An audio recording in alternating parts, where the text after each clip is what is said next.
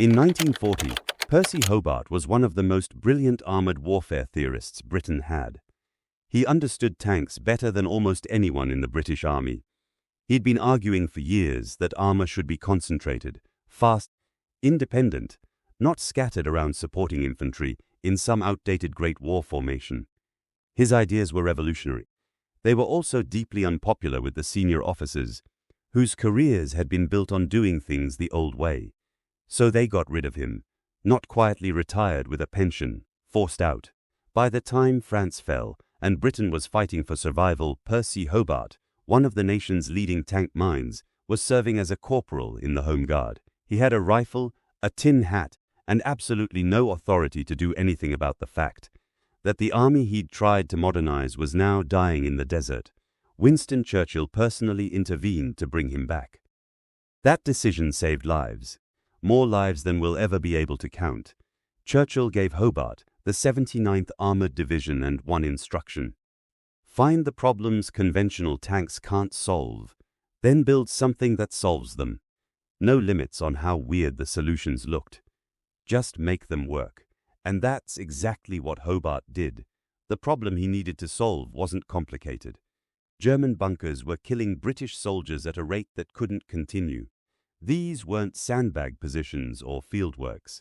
They were permanent reinforced concrete structures, engineered by professionals, designed to survive almost anything you could throw at them.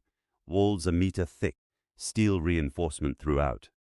Machine guns firing through narrow slits that made them nearly impossible to hit from the outside. You couldn't charge a bunker like that.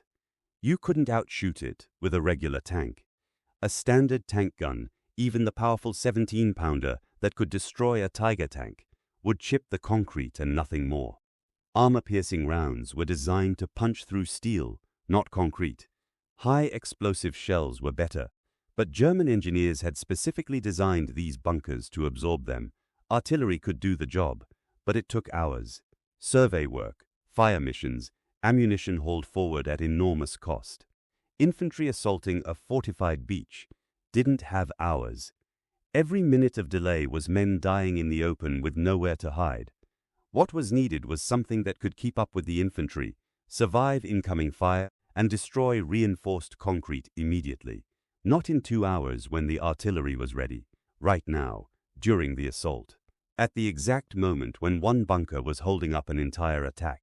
If this kind of story interests you, the engineering and decisions that shaped how battles were actually fought, I cover one every week. Subscribe if that sounds worthwhile. Hobart's team built a whole range of modified tanks to solve different problems. They called them the Funnies because they looked so strange that soldiers laughed when they first saw them. A Sherman with a rotating chain flail that beat a path through minefields. A Churchill that shot burning fuel over 100 meters. The Crocodile, so terrifying that German troops often surrendered rather than face it. Tanks that laid bridges. Tanks fitted with matting to cross soft ground. Armored bulldozers. And the vehicle that would break the Atlantic Wall. The AVRE, the Armored Vehicle Royal Engineers, fitted with the Petard Mortar. The weapon that fired the flying Dustbin. Here's what made it different. A normal tank gun fires a shell through a barrel. The barrel constrains the explosion and forces all that energy forward. It works, but it has one hard limit. The shell has to fit inside the barrel. No matter how big you make the gun, the projectile can only be as wide as the bore. The Petard didn't work that way. Instead of firing a round through a tube, it fired a round from a rod, a spigot. The projectile fitted over the rod with the propellant charge in its base. Because it didn't travel through a barrel, there was no constraint on how wide it could be. So they made it enormous, 290 millimeters wide, carrying 18 kilograms of high explosive, a standard British 25-pounder artillery shell. The workhorse of field artillery carried about 800 grams of explosive. The flying Dustbin carried more than 20 times that amount. The thing sticking out of the AVRE's turret wasn't really a gun barrel. It was barely a launcher. That's why it looked so absurd, short and stubby, where a tank gun should be long and elegant. The real weapon was the bomb itself. Effective range was 80 to 100 meters. close enough that missing was nearly impossible. The AVRE wasn't designed for long-range dueling. It was designed to drive straight at a fortified position and fire. One detail worth getting right. The crew didn't have to climb outside to reload. The barrel tilted vertically, a hatch in the front deck opened, and the loader pushed the next round up from inside the vehicle. It took about 2 minutes. Awkward, but not suicidal. 2 minutes sounds slow. In practice, it didn't matter, because one shot was almost always enough. Here's why. German bunkers were built to resist penetration. When a conventional shell hit, it detonated on the surface, and the energy dispersed outward. The thick concrete absorbed it. The defenders inside survived. 18 kilograms of high explosive worked differently. The shockwave didn't just push against the concrete. It traveled through it.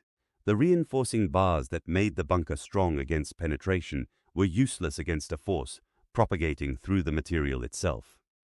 The wall failed from the inside, collapsed. Survivors described it not as an explosion they could ride out, but as an earthquake, a collapse with no warning and no escape. And here's where it becomes more than just military engineering. Bunkers meant safety. Every German soldier on the Atlantic Wall understood this. When the shelling started, you got into the bunker. When the tanks came, you got into the bunker. The concrete protected you. That was the one certainty in an uncertain war.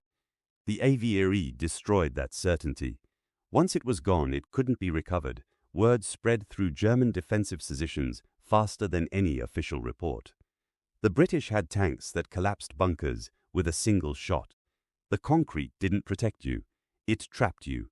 Men who stayed inside when those tanks appeared weren't found after the battle. They were dug out. German unit commanders started seeing something they'd never anticipated.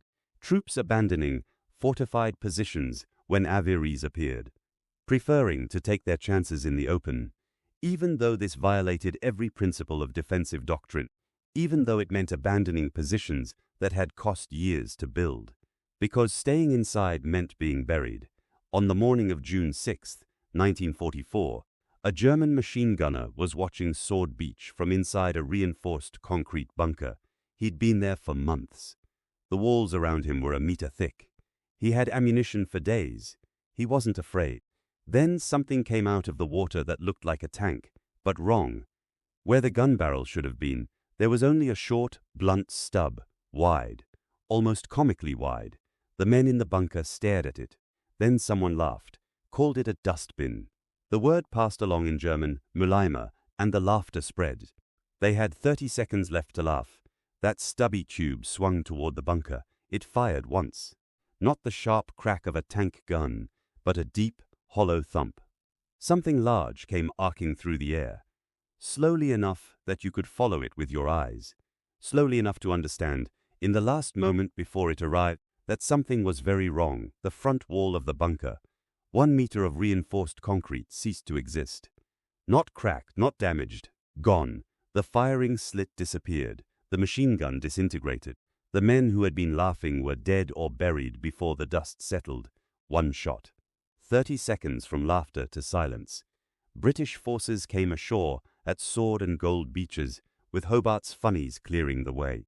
AVREs moved with the first wave, engaging bunkers at point-blank range, opening the beach exits within minutes of landing. Casualties were serious. This was still an opposed amphibious assault, but the beaches were taken. American commanders had been offered the same specialized armor before D-Day. They declined. There were reasons given: logistics concerns, confidence in American methods, reluctance to depend on equipment they hadn't trained on. These explanations were understandable. Whether they were right is a question Omaha Beach answered. American forces came ashore at Omaha without the AVREs, without the crab flails to clear minefields. The defenses they faced were the same category of German fortifications: concrete bunkers, interlocking fields of fire, the same design built to stop an invasion, without the specialized armor. Infantry had to advance on foot against positions that conventional weapons couldn't efficiently destroy. The fortifications did exactly what they were designed to do. History doesn't speculate lightly. But it's hard to look at what happened at Sword And what happened at Omaha on the same morning and not ask? How different might it have been? The men on Omaha Beach never got the chance to find out. After Normandy, the AVRE continued through the campaign in northwestern Europe. Towns, villages, fortified farmhouses. Wherever German forces turned solid structures into defensive positions, the AVREs went forward, and the Petard did its work. The weapon's reputation preceded it. German troops who'd survived encounters with the flying Dustbin carried that knowledge with them. It shaped every decision about where to stand and where not to. The informal understanding that spread through defensive units, leave the bunker when the AVREs come, was the clearest admission that the entire system had failed. Men could still fight in the open, could maneuver, could choose their ground. But inside a concrete bunker, when a flying Dustbin arrived, they could do nothing at all. The structure that was supposed to make them invulnerable had made them helpless. Percy Hobart never received the public recognition his work deserved. The British establishment isn't always comfortable acknowledging when it was wrong, but the beach exits that opened on June 6th, the minutes rather than hours it took to clear them, the casualties that didn't happen because the right tool existed for the job, those are his monument, even if his name is rarely attached to them. The Petard was ugly, short and blunt and absurd beside the long, elegant barrels of conventional tanks. It fired slowly. Its range was barely 100 meters. It made a sound like hitting a drum and lobbed its projectile through the air at a speed you could follow with your eyes. And inside every bunker it touched, the walls came down. That's the story they didn't teach us in school. If you want more like it, I'll be here next days with another one.